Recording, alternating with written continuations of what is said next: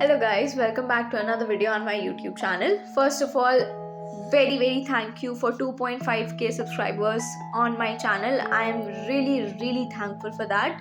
And जैसे तुम्हें पता है मैंने टेलीग्राम पे एक पोल डाला था अबाउट कि तुम्हें फिजिक्स का वीडियो पहले चाहिए या केमिस्ट्री का वीडियो पहले चाहिए एंड ऑब्वियसली मुझे रिजल्ट तो पता ही था कि उसका क्या आने वाला है but I posted just in case. Let's not waste any more time and let's get started with physics.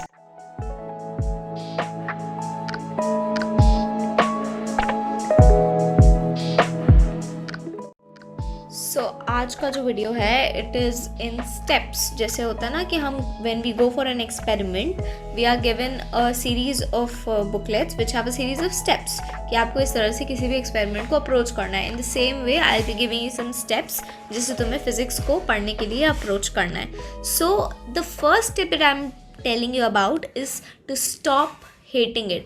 This is a very important thing. If you don't start with the first point, तुम्हारे सारे points बेकार हैं. When you start hating a subject, you psychologically don't want to read that subject anymore. And you know कि 25% of the paper physics है and 25% अगर तुम score नहीं करते हो तो तुम्हारा selection नहीं होगा.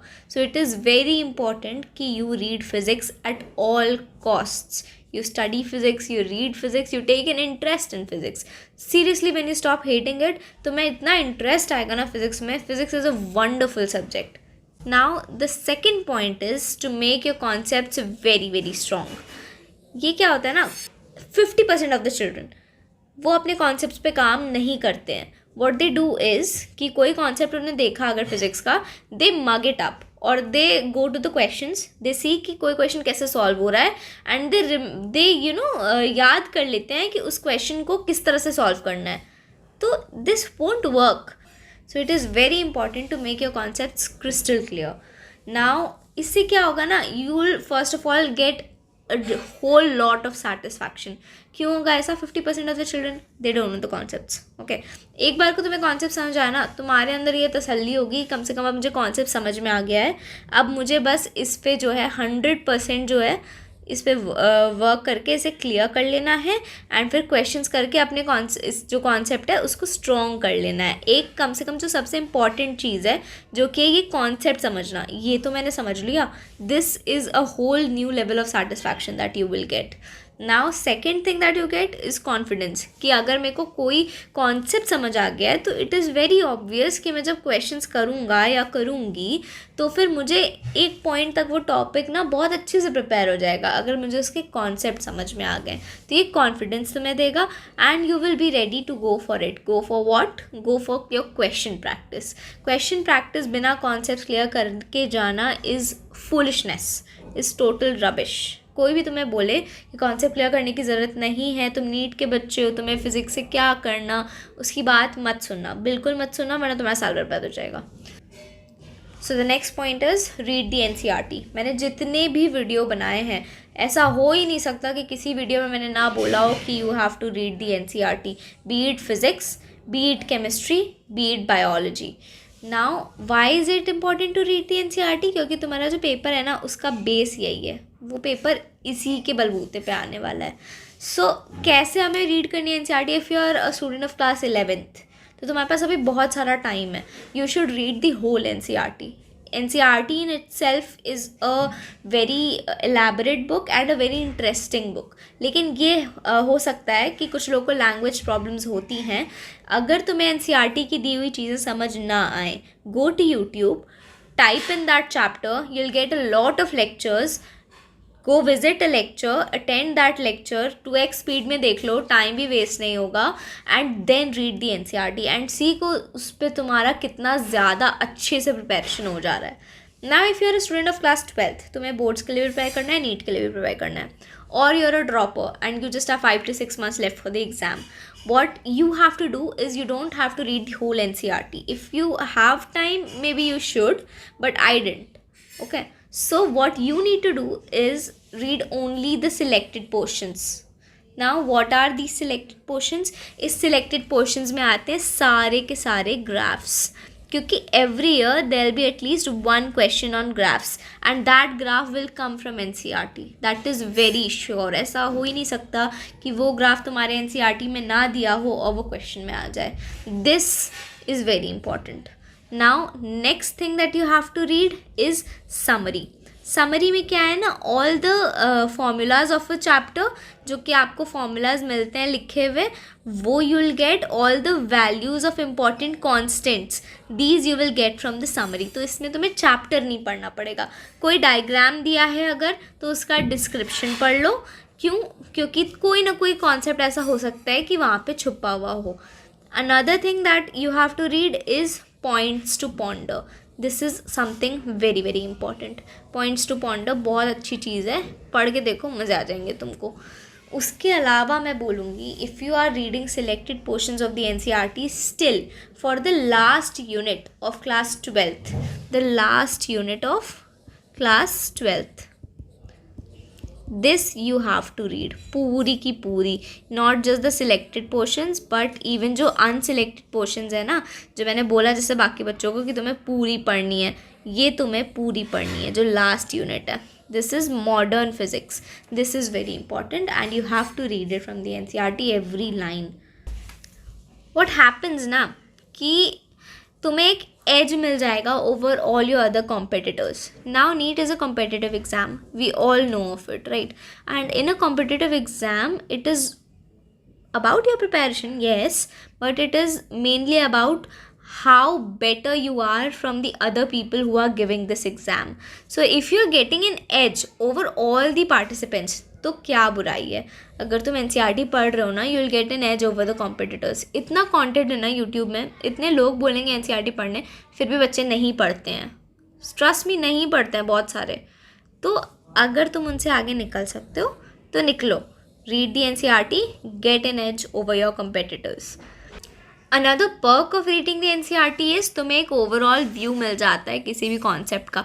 जो मैंने बोला ना, make your concept strong, it is not something very halwa type of thing, okay? It is very important. And अगर तुम एनसीईआरटी पढ़ते हो ना, तो तुम्हें एक ओवरऑल व्यू मिल जाता है जो भी तुम कॉन्सेप्ट पढ़ रहे हो, कि हाँ अब मेरी प्रिपरेशन इस कॉन्सेप्ट पे, थ्योरी पे अब कंप्लीट हो गई है।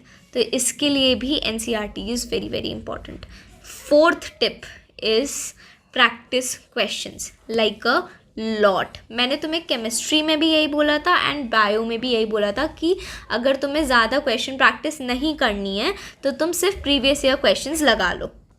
बट हर सब्जेक्ट अलग तरीके का होता है एंड उसे टैकल करने की टेक्निक्स भी अलग तरीके की होती हैं। फिजिक्स में just previous year questions is not enough, is totally not enough. You have to practice a lot. At least 1 या 2 बुक्स तो तुम्हें एक्स्ट्रा प्रीवियस ईयर और टेस्ट पेपर वाली छोड़ के लगानी ही पड़ेंगी at any cost. Now how you will actually go for the questions is, first point is divide and rule. What is divide and rule? कोई भी जब तुम बुक उठाओ, like I refer DC Pandey second year preparation में and first year में मैंने सिंगेज की थी, तो उसमें जो है ना, जो क्वेश्चंस तुमसे हो जा रहे हैं, यू जस्ट, जैसे ये सीरियल वाइज लिखे हैं नंबर 1 2 3 4 क्वेश्चन नंबर्स में, इससे फर्स्ट क्वेश्चन हो गया एक बार में, तो मैंने सिर्फ इस पर एक टिक लगा दिया। आंसर पे टिक नहीं लगाना है ऑप्शन पे कि तुम दोबारा फिर उसे कर ही ना पाओ, just tick on the question. And suppose मुझसे 4th वाला क्वेश्चन एक बार फंस गया या मुझे पीछे उसके सोल्यूशंस देखने पड़े, 1 स्टार मार्क करो, ओके? नाउ इसमें क्या होगा ना कि ये क्वेश्चन जब तुम नेक्स्ट टाइम प्रैक्टिस करने आओगे, तुम ये क्वेश्चन रिवाइज करोगे, ये तीनों तुम्हें रिवाइज नहीं करने होंगे। उसके बाद अगर तुम जो है एक ऐसे क्वेश्चन पे आए जहाँ तुमने सोल्यूशन देखा बट फिर भी तुम्हें समझ में नहीं आया, and you have to refer to the teacher, finally तुम्हें समझ आ रही है ये क्वेश्चन कुछ ऊपर नीचे है, तो डबल स्टार मार्क करो। ये क्वेश्चन क्या होगा, ये भी जब तुम रिवाइज करने आओगे तो तुम इस पर स्पेशल एम्फेसिस दोगे, ठीक है?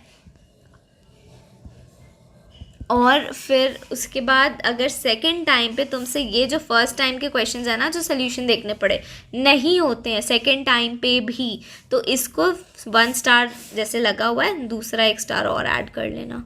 इसे भी डबल स्टार मार्क कर लेना. This is how you divide the questions, so you don't have to study every question बार बार. You have a selected amount of questions जो कि एकदम गोल्डन क्वेश्चन है तुम्हारे लिए, एंड तुम्हें वही पढ़ने हैं. This is how you divide and rule. Now the next step is that revision is your savior. Now how is revision your savior? Biochemistry में तो हमें पता ही है कि revision is very important, लेकिन physics में भी revision is very very important, क्योंकि theory based paper questions आते हैं. even जो theory based नहीं भी आते हैं, जो कि बिल्कुल questions like mathematical questions आते हैं, उनमें भी you have टू रिमेंबर किस टाइप का ये क्वेश्चन है, कि मैंने इस टाइप का क्वेश्चन देखा, मुझे पता है ये टाइप का क्वेश्चन कैसे सॉल्व करना है. मुझे बैठ के सोचना नहीं है कि मैंने ये क्वेश्चन अब मैं कैसे सॉल्व करूँ. You should see the question and it should click in your mind कि अच्छा ये इस टाइप का क्वेश्चन है एंड इसे ऐसे सॉल्व करते हैं. So for that revision is very very important. तो तुम्हें रिवाइज सिर्फ कॉन्सेप्ट्स नहीं करना है, ये क्वेश्चंस भी करना है. ये कौन से क्वेश्चंस होंगे? जो तुम्हारे सिंगल स्टार या डबल स्टार मार्क क्वेश्चंस होंगे, ये तुम्हें रिवाइज करने होंगे. क्वेश्चंस छोड़ते नहीं हैं. You have to revise it. Even your test paper के क्वेश्चन जो तुमसे नहीं हुए, गलत हुए, या तुमने तुक्के मार के किए, वो भी तुम्हें रिवाइज करने हैं. उसके अलावा ये जो इंपॉर्टेंट वैल्यूज़ होती हैं या कॉन्स्टेंट्स की वैल्यूज़ होती हैं, जैसे ग्रेविटेशनल यूनिवर्सल ग्रेविटेशनल कांस्टेंट है जी, इसकी क्या वैल्यू होती है, या फिर हो गया जो तुम्हारा ये होता है चार्ज वाले पॉइंट पे 1/4πε0, इसकी क्या वैल्यू होती है, ये कांस्टेंट. ये सारी चीज़ें जो है ना, अगर तुम निकालने बैठ जाओगे तुम्हारा पेपर ख़राब हो जाएगा. You have to remember all these values and you have to keep revising it, ताकि वो तुम्हें बहुत अच्छे से याद हो जाए. Last is eliminate the fear. मैंने जैसे बोला था ना, फर्स्ट पॉइंट से अगर तुमने स्टार्ट नहीं किया तो बाकी तुम कितने भी पॉइंट्स अप्लाई कर लो तुम्हें फ़ायदा नहीं होगा. वैसे ही लास्ट पॉइंट से अगर तुमने एंड नहीं किया तो स्टार्टिंग में तुमने जो भी कर लिया हो तुम्हें उसके भी फ़ायदा कुछ भी नहीं होगा. Physics is just a subject, treat it like one. Do not be fearful of it, do not hate it. ये फियर कैसे ख़त्म होगा? जब तुम अपने कॉन्सेप्ट्स बहुत अच्छे से क्लियर कर लोगे, जब तुमसे इसके क्वेश्चंस होने लगेंगे. जब ये क्वेश्चंस होते हैं ना, ये अलग ही लेवल का कॉन्फिडेंस देते हैं. उसके लिए लेकिन ये बहुत ज़रूरी है. क्वेश्चंस होने लगेंगे, फिर तुम टेस्ट दोगे, टेस्ट में तुमसे ये क्वेश्चन और अच्छे से होने लगेंगे, इसमें तुम स्कोर करने लगोगे. That's how your fear will eliminate itself. तो इसके लिए तुम्हें कोई मेडिटेशन से फियर नहीं एलिमिनेट करना है. तुम्हें प्रैक्टिस, पढ़ाई, टेस्ट पेपर दे दे के, अपने जो गलतियाँ हुई हैं उनसे सीख सीख के, that's how you eliminate the fear. And this is very very very important. If you read something with an interest कि मुझे इसमें कुछ अच्छा सीखने को मिल रहा है, you will already be 50% more productive. And that is what is very important. तुम्हें एफिशिएंटली एंड प्रोडक्टिवली पढ़ाई करनी है. सिर्फ बैठ के टाइम पास नहीं करना है बुक खोल के, कोशिश ही कर रहे हैं हम समझने की. Not like that. You have to be very productive. You have to have efficiency जो कि बाकी लोगों से बहुत ज़्यादा हो. That is when you are above your competition. Okay. Now another thing that I would like to add on is, जो भी मैंने बताया, कई बच्चों को एक्सेस नहीं होता है कोचिंग्स का, अच्छे स्कूल्स का, या इवन प्राइवेट ट्यूशन्स तक का भी. तो तुम्हारे लिए ना अभी internet is your saviour. Internet पे तुम्हें इतने अच्छे लेक्चर्स मिलेंगे. Go to the lectures which are published by Unacademy. Free lectures मैं बोल रही हूँ, कोई सब्सक्रिप्शन लेने की बात मैं नहीं कर रही हूँ. अनअकैडमी पे जाओ, फिज़िक्स वाला पे जाओ, इवन इंडिपेंडेंट टीचर्स के यूट्यूब चैनल्स हैं उन पे जाओ. बस एक चैप्टर का नाम लिखो, तुम्हें टॉपिक वाइज 12-13 वीडियो हर चैप्टर में मिलेंगे. उन्हें 2x पे लगाओ, देखो उसे, नोट्स बनाओ, शॉर्ट नोट्स बनाओ. नहीं बनाने शॉर्ट नोट्स, मेरे शॉर्ट नोट्स पे रेफ़र करो मेरे टेलीग्राम चैनल से. उन शॉर्ट नोट्स को प्रिंट करवा लो. एंड जब तुम पढ़ रहे हो ना, तो उन शॉर्ट नोट्स में अगर तुम्हें कुछ ऐड करना है तो तुम अलग से ऊपर कहीं लिख लो. Just study like that and see कितना इफ़ेक्टिवली तुम हर चीज़ कर पाओगे.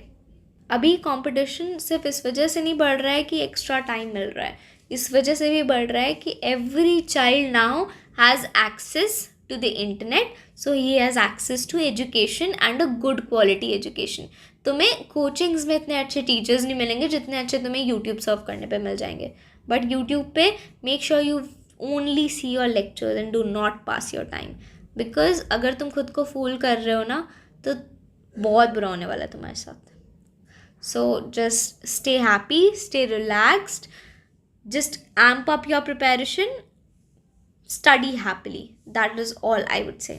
Now let's end this video on a good note. Please like, subscribe and share so that I can share more videos with you. Bye bye.